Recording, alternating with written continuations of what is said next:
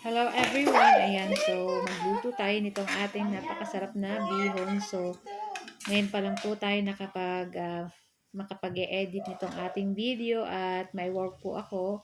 Kaya naman, ngayon lang tayo makakapag-post nitong ating video. So, ito po ay niluto ko kaninang umaga. So, breakfast po namin. Kung makikita nyo, meron na rin po ako nilutong fried rice sa kabila. So, ito yung gusto namin kainin naman ngayon, bihon. So, carbs to carbs muna tayo ngayon. So, ayan na nga guys. So, meron tayo ditong pork. Pinangkot siya na natin at ginisa na natin dyan yung ating bawang at sibuyas. At pagkatapos ay isunod na natin dyan yung ating Chinese longganisa. At gumamit lang ako ng 2 pirasong Chinese longganisa. At in-slice ko lang na medyo parang pabilog, parang hotdog. Ayan. Tapos ayan, halu-haluin lang po natin iyan hanggang maluto. And pagkatapos po niyan, timplahan natin ng pamintang durog. And syempre, halu-haluin po uli natin iyan. At pwede na po natin ilagay dyan yung ating mga gulay. So, meron tayong carrot, repolyo, sayote. Ayan. Tapos, syempre, halu-haluin po natin uli yan. At titimplahan po natin iyan ng oyster sauce, konti-konti, konting toyo, at kalahating pork cube, kalahating shrimp cube. Ayan. Tapos, ayan, halu-haluin lang po natin iyan. At okay na rin to guys.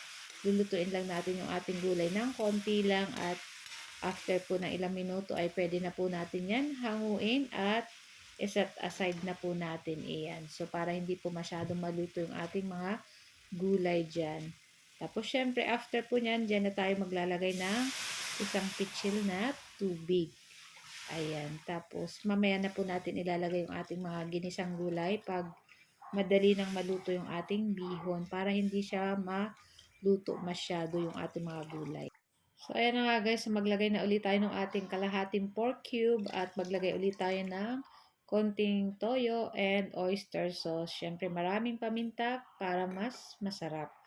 So, yan nga, halu-haluin lang po natin iyan at hintay nating kumulo. At pag kumulo na ng katulad ng ganito ay pwede na nating ilagay dyan yung ating kalahating kilong bihon gisado na napakasarap. Ito ay paborito ko rin guys.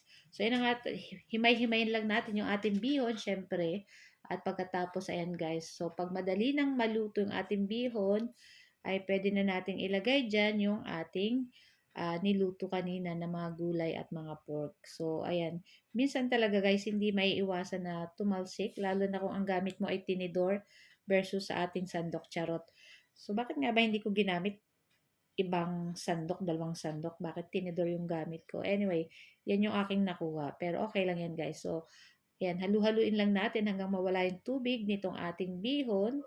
At syempre, tikman nyo na rin kung tama lang yung alat niya or ano. Tas okay na rin to guys. So, luto na. At yan na nga yung ating napakasarap na bihon for today's video. So guys, thank you for watching. Bye! Ciao!